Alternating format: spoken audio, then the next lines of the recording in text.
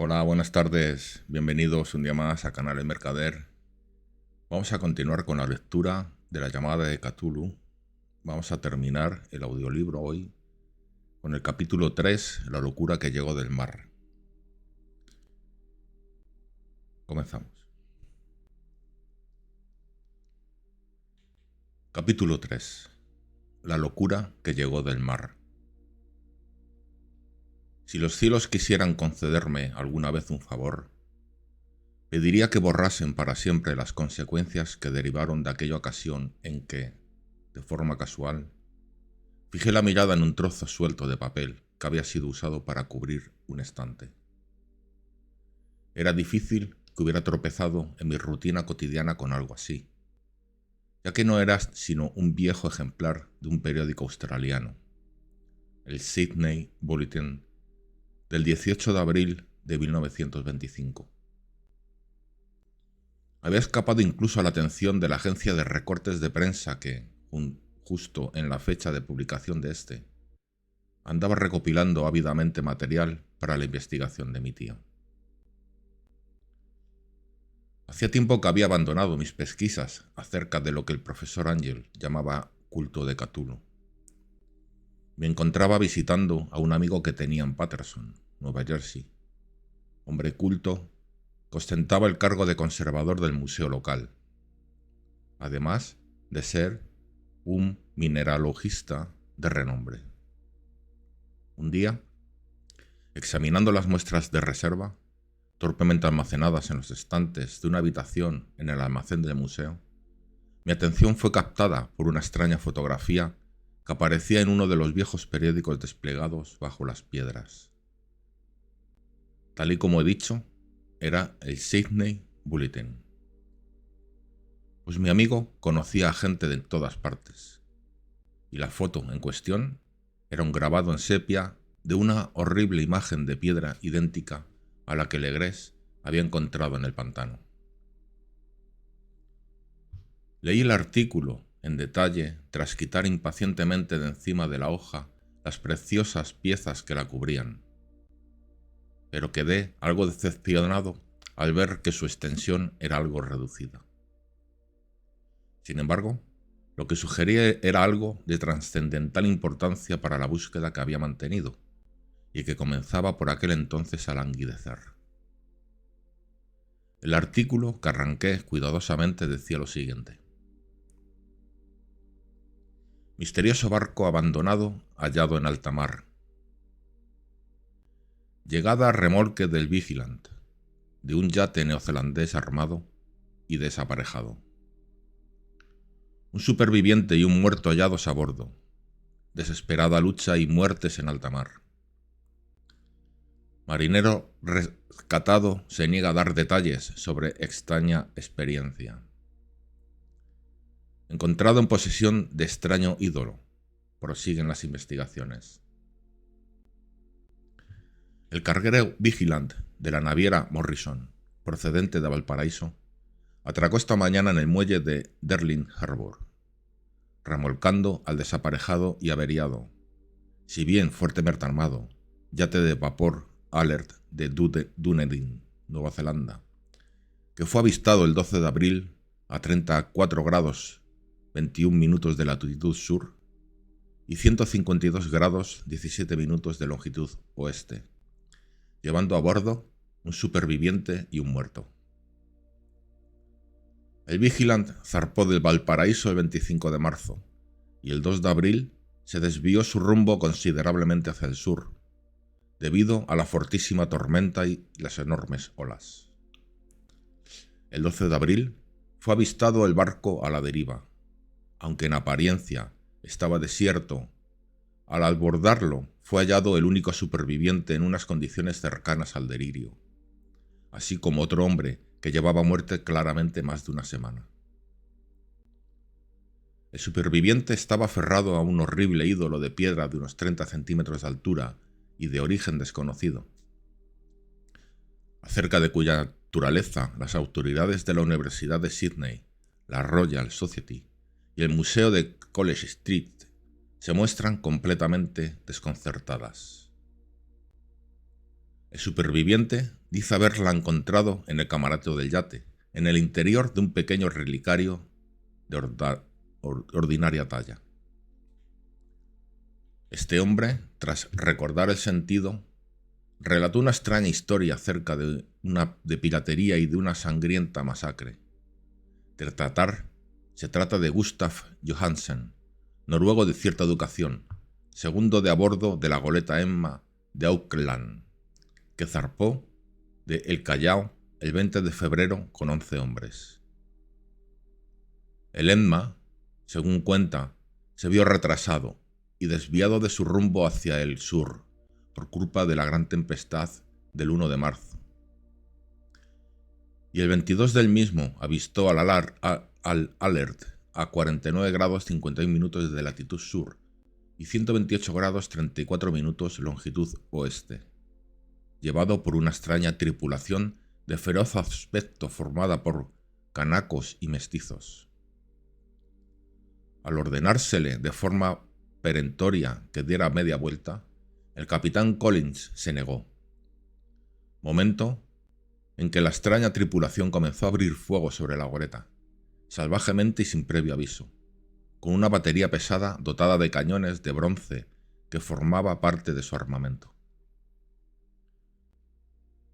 Según el superviviente, los hombres de Emma plantaron batalla y, aunque la goleta comenzó a hundirse debido a los disparos recibidos por debajo de la línea de flotación, fueron capaces de acercarla a la nave enemiga, para así abordarla, y lucharon con la salvaje tripulación sobre su misma cubierta. Al final se vieron forzados a matar a toda la tripulación enemiga, algo superior en número, por su detestable y desesperada, si bien torpe, manera de luchar.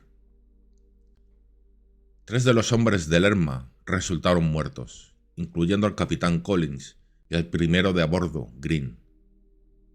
Los 8 restantes, con el segundo de a bordo, Johansen al mando, se pusieron al frente del yate capturado, retomando su rumbo original para averiguar cuál era la razón de haberles ordenado dar media vuelta.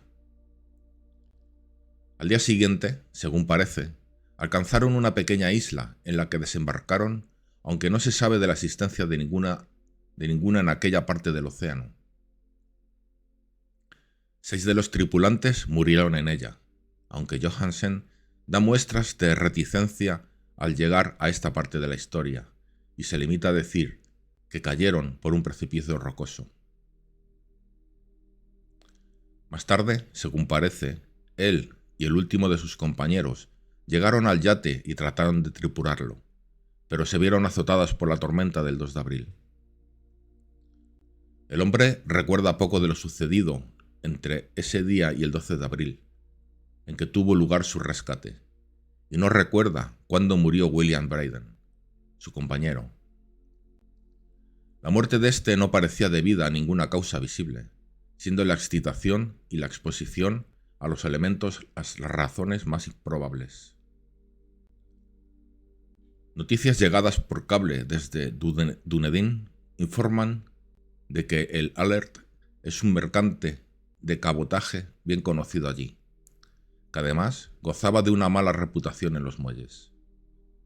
Era propiedad de un curioso grupo de mestizos cuyos frecuentes encuentros y salidas nocturnas en dirección a los bosques atraían bastante la atención. Este se había hecho a la mar apresuradamente, justo tras la tormenta y los temblores de tierra que tuvieron lugar el 1 de marzo. Nuestro corresponsal en Auckland señala que tanto el Emma como su tripulación gozaban de una excelente reputación y describe a Johansen como un hombre moderado y respetable. El almirantazgo va a realizar una investigación del asunto que dará comienzo mañana mismo. En ella se tomarán todas las medidas necesarias. Para persuadir a Johansen de que hable con mayor claridad de lo que ha hecho hasta ahora. Esto, junto a la fotografía de la infernal estatua, era todo.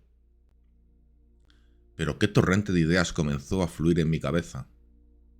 Aquí había un nuevo tesoro de datos en torno al culto de Cthulhu, y una clara evidencia de que éste tenía extraños intereses tanto en el mar como en tierra. ¿Qué motivo incitó a la tripulación mestiza a ordenar dar media vuelta al Emma mientras navegaba en posesión de aquel horrible ídolo? ¿Cuál era aquella desconocida isla sobre la que murieron 6 de los tripulantes del Emma y sobre la que el segundo Johansen se muestra tan reservado? ¿Qué fue lo que sacó a la luz la investigación ordenada por el almirantazgo? ¿Y qué es lo que se sabía en Dunedin acerca del maleficio oculto? Y lo más sorprendente de todo, ¿cuál era la relación tan profunda como natural de aquellas fechas que hacían que tomaran una malévola e innegable significación los diversos cambios en el curso de los acontecimientos que tan minuciosamente había anotado mi tío? El día 1 de marzo, es decir, nuestro 28 de febrero, según la hora del meridiano de Greenwich, fue cuando tuvieron lugar la tormenta y el terremoto. El Alert y su maloliente tripulación salieron disparados del Dunedin, como llevados por una apremiante llamada, mientras que al otro lado del mundo, poetas y artistas comenzaban a soñar acerca de una extraña y rezumante ciudad, a la vez que un joven escultor modelaba en sus sueños la forma del propio Cthulhu. El 23 de marzo, el desembarco de la tripulación del Emma en una isla desconocida arrojó una cifra de 6 muertos, y en esa misma fecha los sueños de aquellos hombres especialmente sensibles adquirieron una viveza y quedaron oscurecidos por la persecución de que eran objeto por parte de un monstruo maléfico. Mientras tanto, un arquitecto enloquecía y un escultor se veía inmerso de repente en el delirio. ¿Y qué hay de la tormenta del 2 de abril? Fecha en la que cesaron todos los sueños acerca de la malsana ciudad y en que Wilcox salió ileso del suplicio de aquellas extrañas fiebres. ¿Qué deducir de todo eso? Y de todas las insinuaciones del viejo Castro acerca de los primigenios sumergidos bajo las aguas y nacidos en las estrellas, y de su reino que se avecina, el fiel culto de estos y su dominio de los sueños. Estaba tambaleándome al borde de horrores cósmicos, más allá de la capacidad de la asimilación del hombre. Si esto es así, tales horrores no deben ser sino de la mente, ya que de alguna forma el 22 de abril puso fin a cualquier monstruosa amenaza que hubiera empezado a cernirse sobre el alma de la humanidad. Aquella tarde, tras un día de apresurados telegramas y preparativos, me despedí de mi anfitrión y cogí un tren a San Francisco. En menos de un mes me encontraba en el Dunedin, donde comprobé que a pesar de lo que los miembros de aquel extraño culto solían pasar el rato en las viejas tabernas del puerto, poco más se sabía acerca de ellos. Los chismes que escuché en los muelles no merecen mención especial, aunque corría cierto rumor acerca de un viaje que estos mestizos habían realizado al interior, durante el cual se pudo apreciar en las lejanas colinas un apagado tamborileo y un resplandor rojizo. En Auckland averigüé que tras un superficial interrogatorio en Sydney, que no dio resultado alguno, Johansen había regresado con su rubia caballera de color blanco y que después había venido de su casita en West Street y marchado en barco con su mujer a su antigua residencia en Oslo. De aquella pavorosa experiencia no contó a sus amigos nada más que a los oficiales del almirantazgo, y todo lo que éstos pudieron hacer fue darme su dirección en Oslo. Después de aquello me fui a Sydney, donde hablé, sin obtener nada nuevo, con marinos y magistrados del vicealmirantazgo. Pude ver en Alert que había sido vendido para uso comercial el circular Quay en Sydney Cove, pero tampoco logré sacar nada a su reservada tripulación. La figura acurrucada con cabeza de cefalópodo, alas escamosas y el pedestal cubierto de jeroglíficos se conservaba en el Museo de Hyde Park. Durante un tiempo la estuve estudiando, encontrando en ella la misma exquisita y siniestra hechura, el mismo misterio y antigüedad, y el mismo material desconocido propios de la versión, un tanto más reducida que Legres. Según me dijo el conservador del museo, los geólogos habían encontrado en ella un monstruo oso enigma, ya que llegaron a jurar que en el mundo no había una roca como esa. Fue entonces cuando pensé, con un escalofrío, en lo que el viejo Castro le había dicho a Legres acerca de los primigenios. Ellos vinieron de las estrellas y trajeron sus imágenes consigo.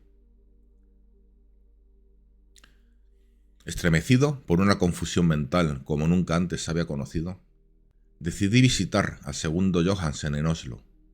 Embarqué con destino a Londres, donde cogí otro barco en dirección a la capital noruega.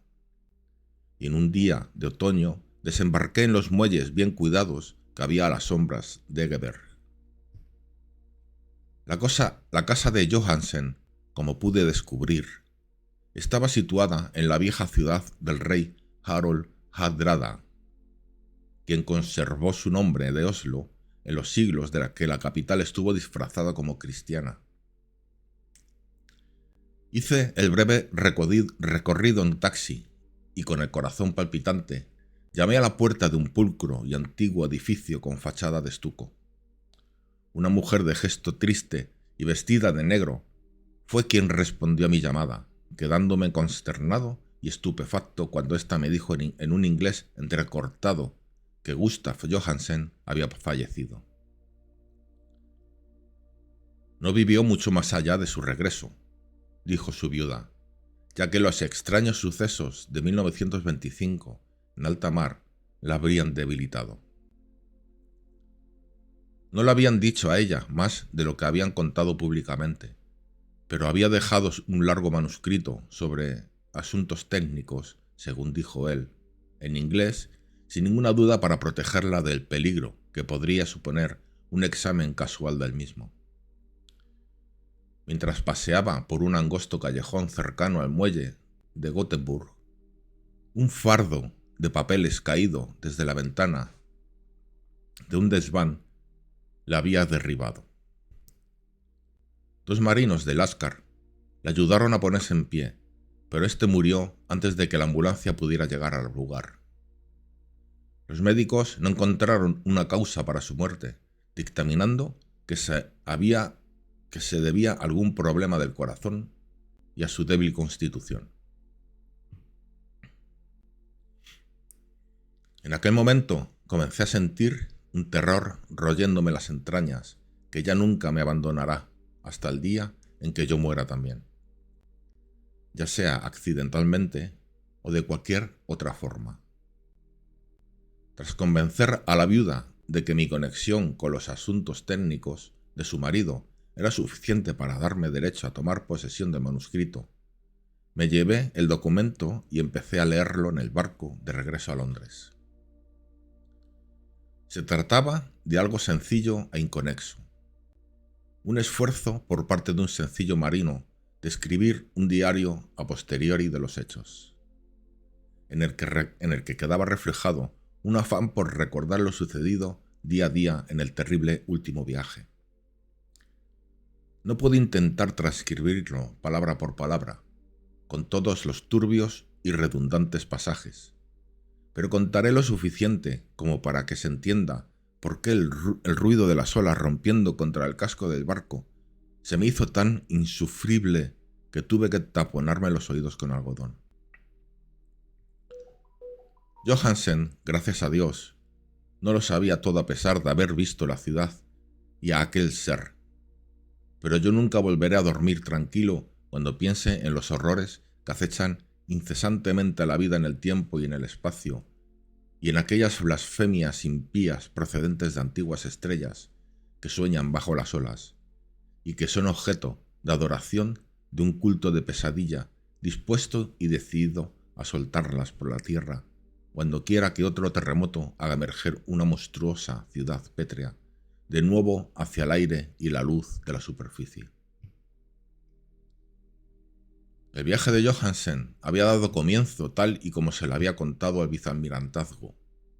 El Emma, con carga de lastre, zarpó de Auckland el 20 de febrero y había sufrido en toda su intensidad aquella tormenta provocada por el terremoto que debió atraer desde el fondo del mar a aquellos horrores que forman parte de las pesadillas de los hombres.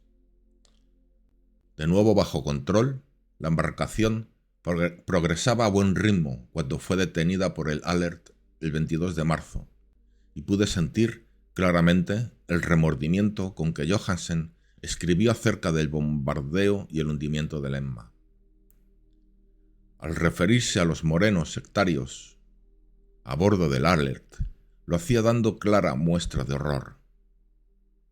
Había alguna cualidad especialmente abominable en aquellos hombres que casi hacía de su exterminio un deber, dando aquí muestra Johansen de una ingenua extrañeza ante la acusación de crueldad lanzada contra la tripulación del Emma durante el proceso que dirigió el tribunal al cargo de la investigación.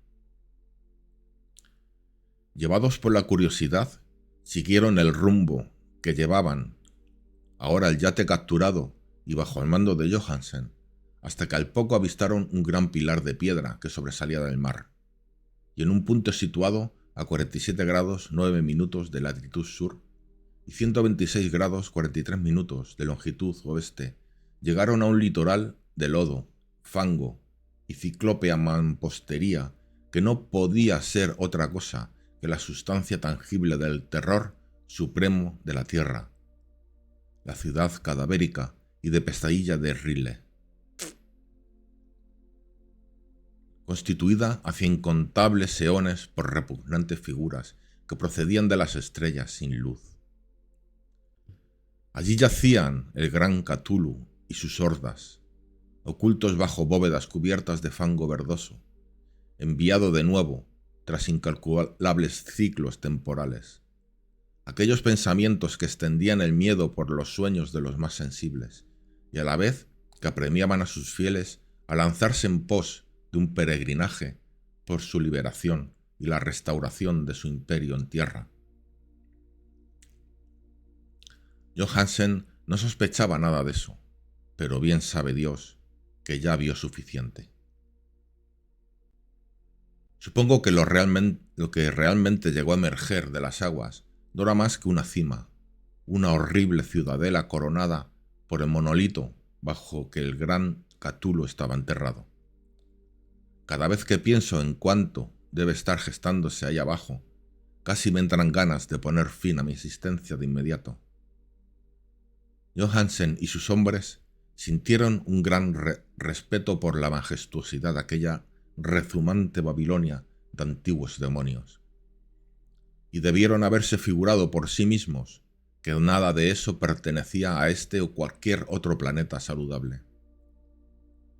El asombro ante el increíble tamaño de los verdosos bloques de piedra, la vertiginosa altura del gran monolito esculpido y la desconcertante identidad de las colosales estatuas y bajorrelieves con la extraña imagen encontrada en el relicario a bordo del Alert quedaba claramente plasmado en cada línea de la aterradora descripción de Johansen.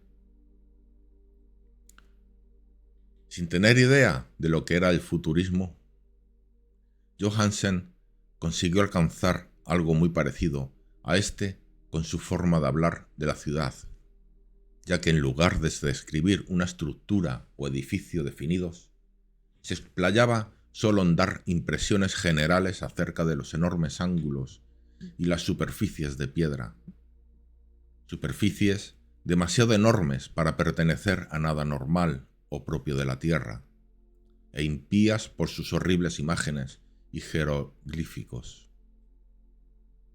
Mencionó el comentario acerca de los ángulos, porque me recuerda algo que Wilcox me había contado con respecto a sus terribles sueños. Wilcox dijo que la geometría de aquel lugar onírico que vio era anormal, no euclidiana, y asquerosamente impregnada de sensaciones de otras esferas y dimensiones distintas de la nuestra. Ahora era un sencillo marino el que tenía la misma sensación al contemplar la terrible realidad. Johansen y sus hombres desembarcaron en la empinada orilla cubierta de lodo de aquella monstruosa acrópolis y treparon por titánicos bloques rezumantes que no parecían en absoluto escalera humana alguna.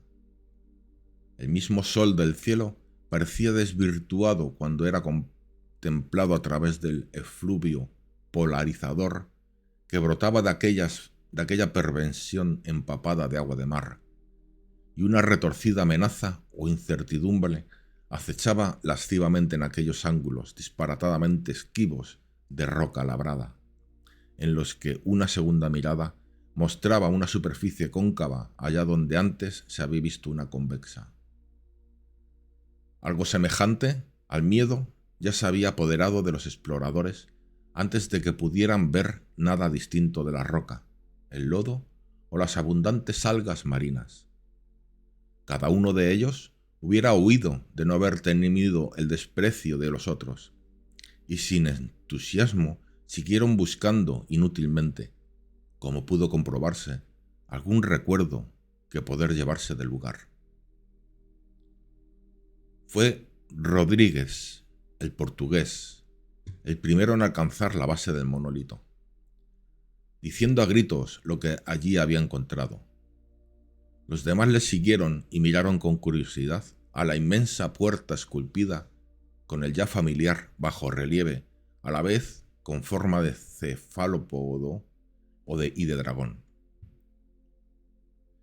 Esta era, según palabras de Johansen, como una enorme puerta de granero, y todos estuvieron de acuerdo en que se trataba de una puerta por la presencia, alrededor de ésta, de un dintel ornado, un umbral, unas jambas, aunque no podrían decir si yacía plana, como si se tratase de una trampilla, o estaba inclinada como la puerta de un sótano.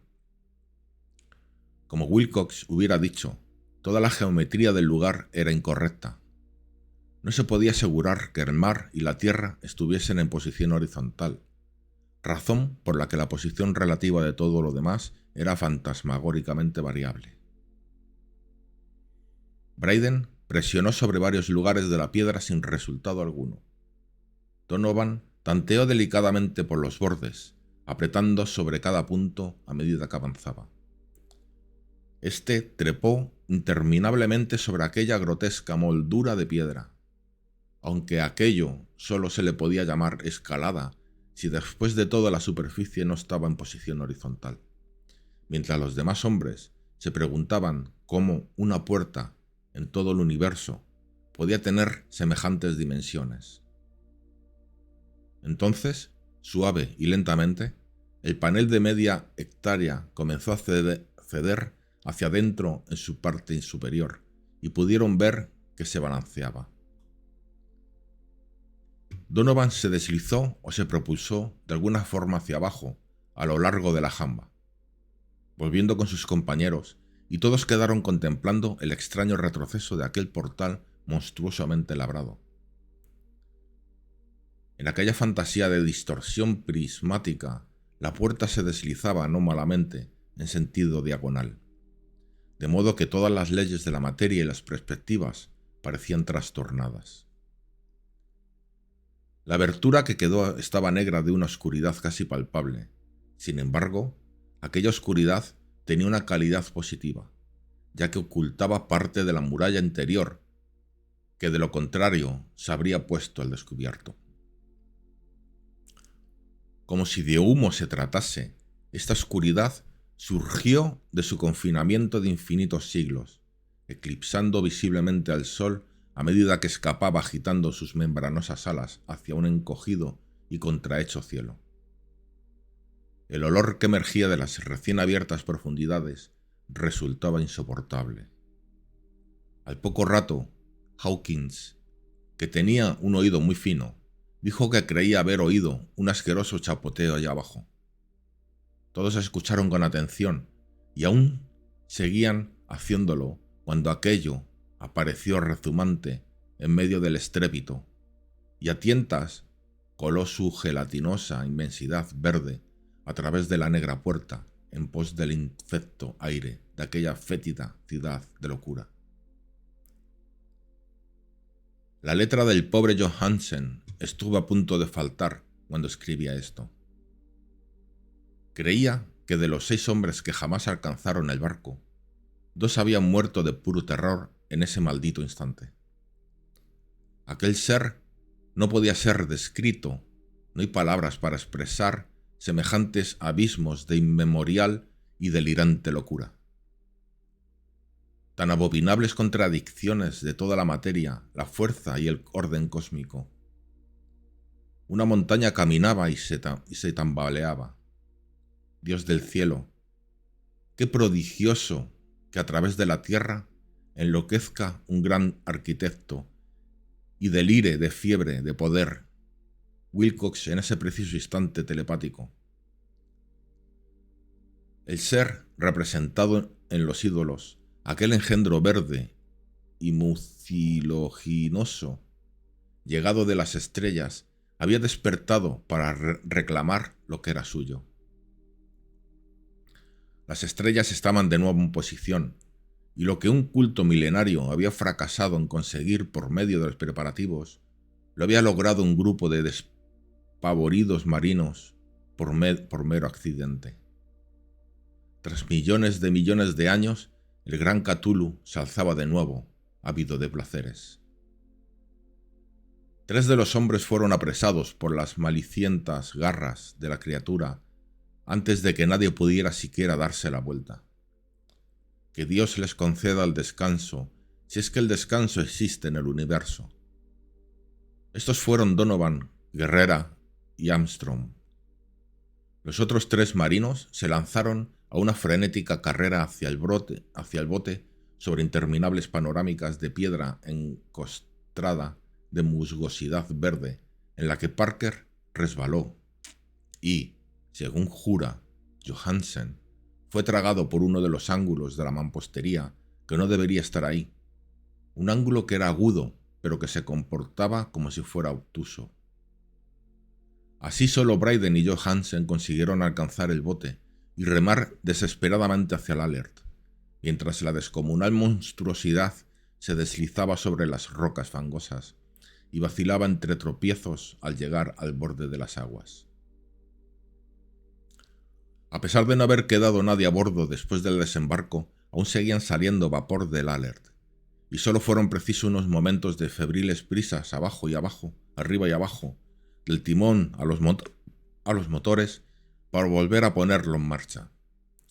Lentamente, entre los retorcidos horrores de aquella indescriptible escena, el barco comenzó a remover las mortíferas aguas, al tiempo que en la mampostería de aquella playa calavernaria, que no era de este mundo, el titánico ser procedente de las estrellas lanzaba espumarajos y atroces denuestos, cual polifermo maldecido al barco en que huía Odiseo. Fue entonces cuando, más atrevido que el cíclope épico, cuando el gran Cthulhu se deslizó hacia las aguas dejando un rastro de grasa y comenzó a perseguir el barco huido, levantando auténticas olas con sus brazadas de potencia cósmica. Bryden volvió la vista y enloqueció, riendo de manera estridente, y tal como continuaría haciendo a intervalos hasta que la muerte fue a buscarle una noche al camarote, mientras Johansen deambulaba en medio del delirio. Pero Johansen no se había rendido aún, consciente de que el ser seguramente adelantaría al Alert antes de que éste alcanzara la máxima velocidad. Decidió hacer algo a la desesperada y, poniendo los motores a toda máquina, corrió disparado por la cubierta y giró bruscamente el timón. Se formó un fuerte remolino y una corriente de espuma en aquella fétida salmuera que había por agua, y mientras aumentaba cada momento la presión del motor, El valeroso noruego enfiló al barco en dirección al ser gelatinoso que les perseguía y que se elevaba sobre la inmunda espuma de las aguas como si fuera la popa de un galeón demoníaco. La horrible cabeza del cefalópodo, de retorcidos tentáculos, estaba ya muy cerca del bauprés del robusto yate, pero Johansen continuó enfilándolo de forma implacable hacia ella. Hubo un estallido como el de una vejiga que explotase, una fangosa fetidez como cuando se raja un pez luna. El hedor de 1000 tumbas abiertas y un sonido que el cronista no pudo transcribir al papel. Durante un instante el barco se vio envuelto en una nube acre y cegadora, y después solo quedó un mefítico remolino a babor, en mitad del cual, Dios nos proteja, la dispersa plasticidad del innominable engendro de las estrellas recuperaba difusamente su odiosa forma original, a una distancia que crecía por momentos a medida que el Alert ganaba ímpetu aumentando su velocidad. Así es como acabó todo. Tras aquel día, Johansen no hizo más que obsesionarse con el ídolo y ocuparse de su sustento y el de aquel maníaco de risa enloquecida que tenía a su lado. No trató de navegar tras aquella audaz hazaña, pues semejante reacción le había quitado una parte de su alma y ánimo. Después llegó la tormenta del 2 de abril, y con ella los turbios nubarrones en que se sumió su conciencia. Sintió un remolino espectral a través de los líquidos abismos de infinidad, de vertiginosos recorridos por universos giratorios sobre la cola de un cometa, y de histéricos saltos desde el fondo de los abismos a la luna, y de la luna a los fondos de los abismos.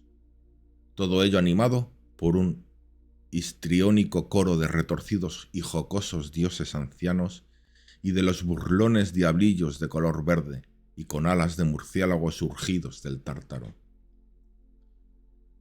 Tras aquel sueño vino el rescate, el Vigilant, el tribunal del vicealmirantazgo, las calles del Dunedin y el largo viaje de regreso a su viejo hogar en la casa a la sombra del Egeberg.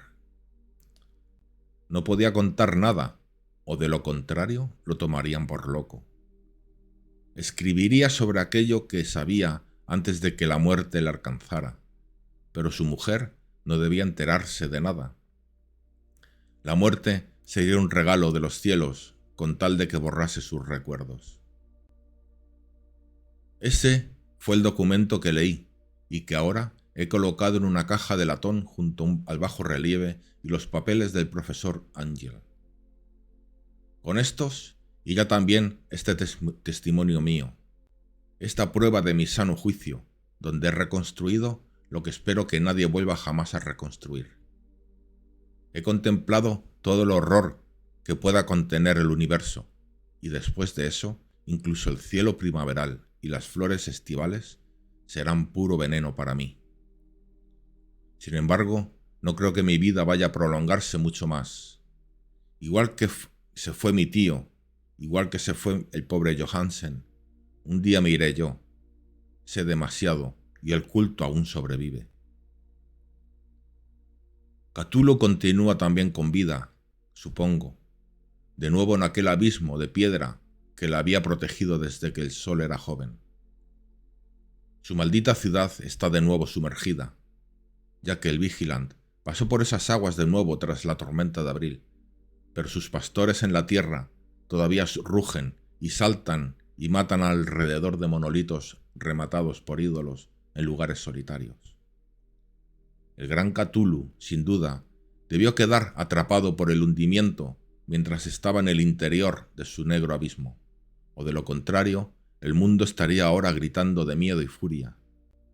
¿Quién sabe lo que sucederá al final? Lo que ha emergido puede hundirse, y lo que se ha hundido puede emerger de nuevo.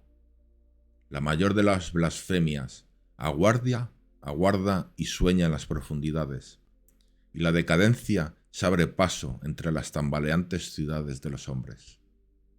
El día llegará. No quiero ni puedo pensarlo. Tan solo pido que si no sobrevivo a este manuscrito, mis albaceas antepongan la prudencia a la audacia y puedan asegurarse de que nadie más llegue a fijar su atención en él. Bueno, aquí está. ¿Qué tal, Óscar? Buenos días. Vale. Venga, un saludo. Pues esto es el libro. Es el tercer capítulo, el último. La verdad es que es el libro que da inicio a esta grandiosa, maravillosa y intrigante obra de Lovecraft, que a mí particularmente me gusta mucho. Ha habido partes de... Vale, muchas gracias. Partes del libro que me daban realmente escalofríos reales. Se me estremecía. Así que... Nada, voy a cortar la sesión porque, bueno, pues para poder ponerlo en YouTube y poder compartirlo en esa red también. Y nada, de aquí a un rato saldré, seguramente a jugar un ratito, o no sé, o a leer otro poco, no sé muy bien qué voy a hacer. Venga, un fuerte abrazo, Óscar, muchas gracias por pasarte, tío. Un saludo y nos vemos en un rato. Voy a comer algo y dentro de un rato salgo otra vez. Y no trabajes mucho, o trabaja mucho, pero que te rinda bastante. Venga, un fuerte abrazo, amiga. Gracias, Óscar. Hasta luego.